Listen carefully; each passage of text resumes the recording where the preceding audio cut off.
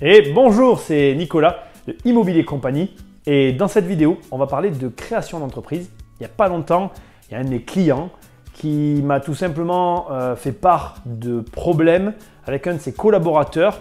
Je vais t'expliquer tout ça du mieux que je peux, tu vas voir. L'idée, c'est de te montrer en fait que la création d'entreprise, c'est pas si facile que ça en fait.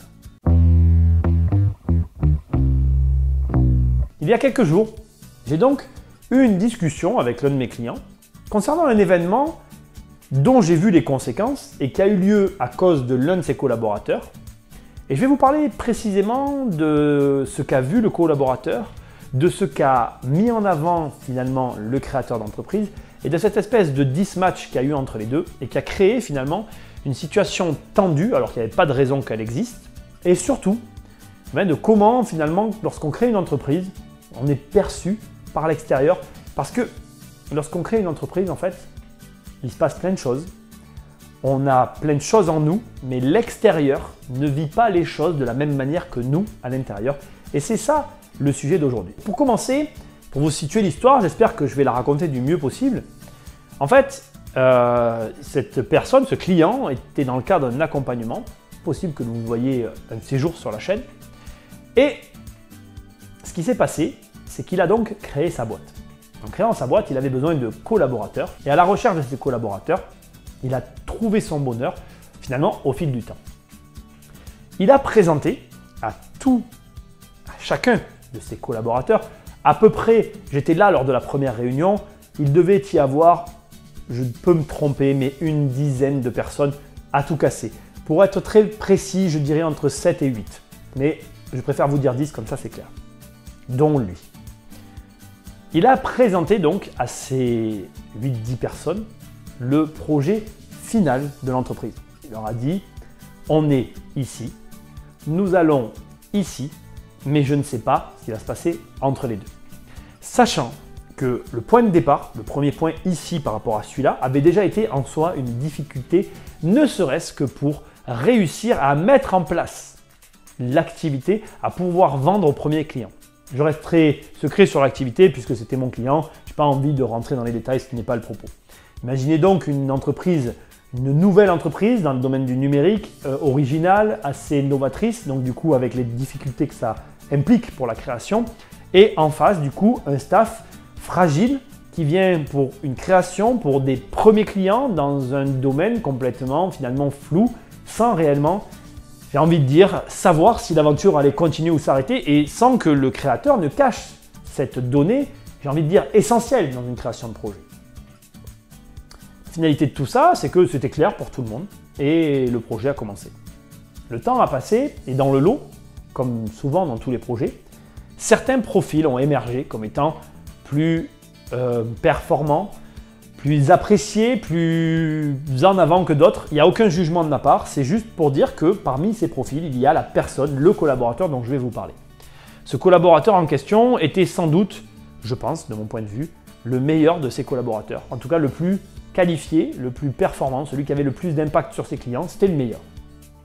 Je ne pense pas que cette donnée ait un lien avec le comportement que je vais vous décrire qu'il a eu, mais je pense qu'elle est importante parce que pour le créateur d'entreprise, mon client, ça a contribué à la déception qu'il a eue par rapport à tout ce qui s'est passé. Maintenant, vous allez comprendre. Le projet avance finalement de mois en mois et on en est jusqu'à aujourd'hui maintenant. C'est un projet qui date de l'année dernière pour vous situer. Et aujourd'hui, on est dans une phase de croissance. Enfin, moi, je ne fais plus partie de l'aventure, mais je suis quand même, je regarde les choses, je suis mes dossiers. Et de l'extérieur, je vois que ça prend, que ça marche et je suis très heureux pour lui. Et donc, on discute récemment, et là, il m'apprend qu'il a cessé de travailler avec cette personne qui était la meilleure de son staff. Vous imaginez, t'imagines ma stupeur en fait. Je me dis, waouh, mais pourquoi tu ne travailles plus avec? Et là, il m'explique. Il m'explique qu'en fait, la personne, dans sa tête, elle pensait en fait que, tout à l'heure, je vous ai dit qu'il a expliqué au staff qu'il était là et qu'il allait ici. Elle pensait en fait que la distance entre ces deux points, elle n'était pas éloignée comme ça. Enfin, quand je vous fais ça, c'est genre, ça peut représenter 3 ans en fait. On ne sait pas la distance qu'il y a entre ces deux points. Lui, il pensait que ces deux points étaient à quelques semaines d'écart. Il s'imaginait que l'entreprise allait finalement en quelques semaines, se retrouver tel que le créateur avait la vision de son entreprise dans sa tête. Et du coup, ça a créé dans ce collaborateur un sentiment d'abus vis-à-vis du créateur, tout simplement parce que je pense que les deux parties ne se sont pas compris. Parce que pour avoir assisté à la réunion en question, je peux vous dire qu'en tout cas en ce qui me concerne et par rapport à ce que d'autres ont compris, je sais que le message était très clair.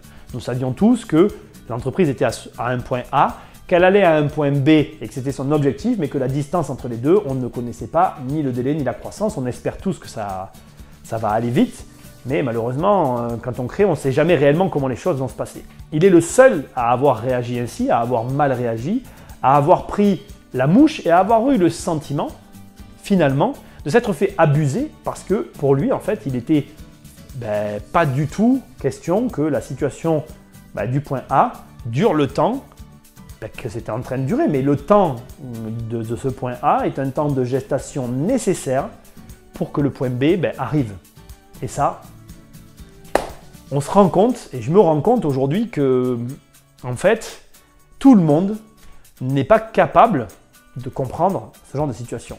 Alors pourquoi maintenant je dis ça? Parce que cette phrase peut être punitive et peut paraître agressive pour certaines personnes. Parce que je ne t'ai pas dit un détail important. Cette personne, le collaborateur qui a finalement eu un mauvais message par rapport à la situation, est un entrepreneur. Et ça m'a choqué en fait, encore plus.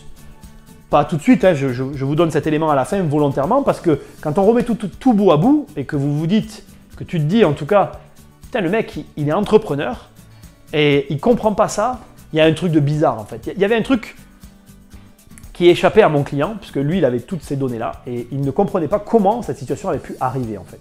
Et je vais te dire simplement ce que je lui ai dit. Il se trouve qu'en fait, ce collaborateur n'était pas la personne qui a créé la boîte dans laquelle il travaille. Il est le compagnon de la créatrice de la boîte dans laquelle il travaille. Je ne minimise pas son travail. C'est quelqu'un de très compétent. Je l'adore en plus. Ça me met mal à l'aise cette situation. Mais je dois reconnaître une chose. Je dois reconnaître que seul le créateur d'une entreprise connaît les réelles difficultés du début. Et la principale difficulté de la création d'une entreprise, c'est vraiment le tout début, le moment où on lâche complètement prise avec un revenu, avec un certain confort et où on se lance sans filet finalement dans la vie active en sachant qu'on a des besoins financiers mais qu'on n'a aucun moyen, au tout départ en tout cas, d'être sûr d'assumer ces besoins financiers. Alors pourquoi je dis ça comme si je l'avais vécu? Parce qu'en fait, d'abord pour accompagner certains de mes clients, je vois très bien cette situation arriver tôt ou tard dans leur esprit et du coup, je la comprends très très bien. Et puis, je te rappelle qu'à un moment donné, j'ai quand même eu une toute petite expérience du salariat et sans pouvoir dire que je suis le profil réel d'un vrai salarié, j'ai ressenti un petit peu cet effet. Enfin, j'ai compris en tout cas d'où venait cet effet. Et au final de toute cette histoire, j'ai un conseil à te donner. J'ai un conseil très très très important à donner et ce conseil, en fait, je te le donne à toi, mais je pense qu'il est possible que dans le temps, je revienne voir cette vidéo pour me le redonner à moi-même.